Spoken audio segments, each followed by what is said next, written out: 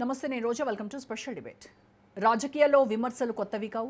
ఆరోపణలు, ప్రత్యారోపణలు, వ్యక్తిగత విమర్శలు రాజకీయ పోరాటంలో భాగమే. కానీ ఒక్క ప్రశ్న మాత్రం ఇవాళ దేశవ్యాప్తంగా వినిపిస్తోంది. రాజకీయ ప్రత్యర్థిని ఎదుర్కొనేందుకు మహిళల పేర్లను ఎందుకు లాగటం?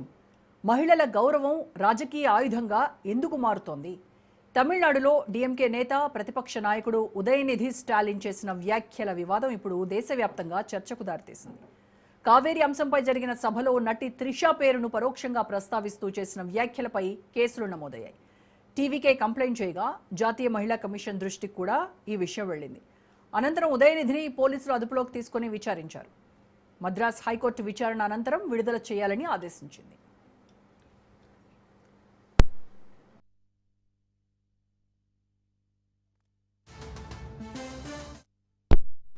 కానీ ఈ ఘటనతో ఒక పెద్ద చర్చ మొదలైంది. తమిళనాడులో త్రిష, ఆంధ్రప్రదేశ్లో షర్మిల, వైఎస్ భారతి, నారా భువనేశ్వరి, తెలంగాణలో కవిత, ఇలా మహిళల పేర్లు రాజకీయ వేదికలపై ఎందుకు తరచూ వినిపిస్తున్నాయి?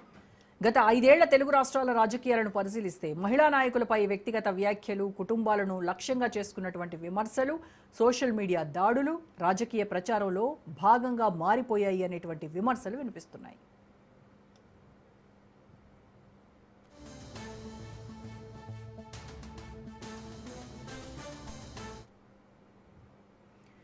ఏపీలో వైఎస్ షర్మిలపై రాజకీయ ప్రత్యర్థులు చేసిన వ్యాఖ్యలు అనేకసార్లు వివాదాలకు దారితీశాయి.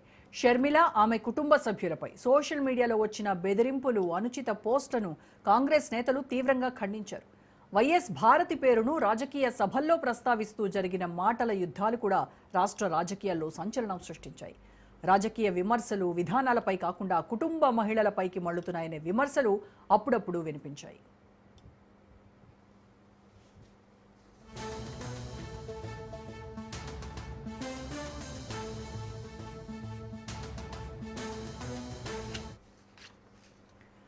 మరోవైపు నారా భువనేశ్వరి అంశం తెలుగు రాజకీయ చరిత్రలో ఒక మలుపుగా నిలిచింది. శాసనసభలో జరిగిన వ్యాఖ్యలపై చంద్రబాబు నాయుడు తీవ్ర భావోద్వేగానికి గురైన ఘటన దేశవ్యాప్తంగా చర్చకు దారితీసింది.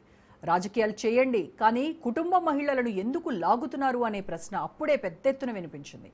అలాగే తెలంగాణలో కవితపై కూడా రాజకీయ ప్రత్యర్థులు చేసిన వ్యక్తిగత వ్యాఖ్యలు ఎన్నోసార్లు వివాదాలకు కారణమయ్యాయి. కాంగ్రెస్, బీజేపీ, బీఆర్ఎస్ పార్టీలు మారినా మహిళలపై రాజకీయ భాష మాత్రం మారలేదనే విమర్శలు ఉన్నాయి. ఇక్కడ అసలు సమస్య ఏ పార్టీ అన్నది కాదు, రాజకీయ సంస్కృతి ఎటు వెళ్తోంది అన్నదే అసలు ప్రశ్న. దేశంలో మహిళా ఓటర్లు దాదాపు 50%. మహిళా రిజర్వేషన్ బిల్లు గురించి మాట్లాడుతున్నాం, మహిళా సాధికారత గురించి మాట్లాడుతున్నాం, మహిళల భద్రత గురించి మాట్లాడుతున్నాం. కానీ అదే రాజకీయ నాయకులు సభల్లో మహిళల పేర్లను ప్రస్తావిస్తూ సంచలన వ్యాఖ్యలు చేయడం ఎంతవరకు సమంజసం?